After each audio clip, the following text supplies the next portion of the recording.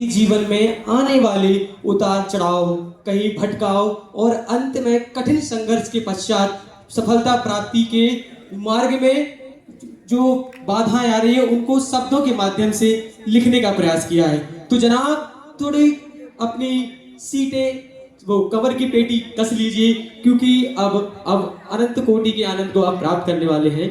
तो दोस्तों, एक विद्यार्थी के जीवन पे लिखा है कि किसको क्या पड़ी है किसी की। अक्सर दोस्तों आपने देखा होगा कि आप जब किसी अपने खास मित्र, किसी पुराने दोस्त से बात करना चाहें, पर किसी कारणवश किसी मन मुटाव के तहत वो आपसे बात न करे, तो उस पर लिखा है, तो गौर फरमाइएगा जनाब कि किसको क्या पड़ी है किसी की, कि किसको क्या पड़ी है किसी की, सब अपनी धुन पे सवार है।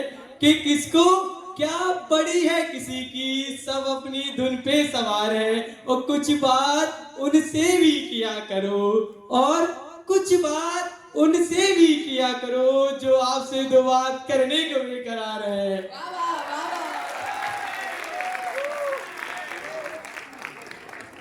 इसी दोस्तों आगे लिखा है,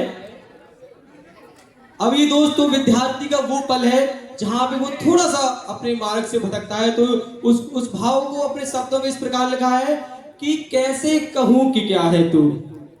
दोस्तों गौर फरमाइएगा कि कैसे कहूं कि क्या है तू, मेरी सांसों में तू, मेरी धड़कन में तू। कि मेरी सांसों में तू, मेरी धड़कन में तू, मेरे ख्वाबों में तू, मेरी हकीकत में तू। इस तपती तेज धूप में, कि इस तपती तेज धूप में ठंडी शीतल छाया है तू। कि इस तपती तेज धूप में ठंडी शीतल छाया है तू, दुनिया के इस ताने भरे शोर में। दोस्तों, कि दुनिया के इस ताने भरे शोर में माँ के आंचल सा साया है तू, मेरे रात की आखिरी बात है तू। कि मेरे रात की आखिरी बात है तू, मेरी सुबह की मीठी याद है तू। अब तू ही बता कि क्या है तू, अब तू ही बता कि क्या है तू।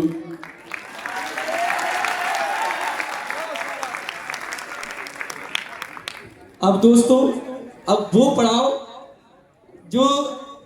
जिसे हम वियोग कहते हैं। वियोग पे 4 पंक्तियां लिखी है, अगर अच्छे लगे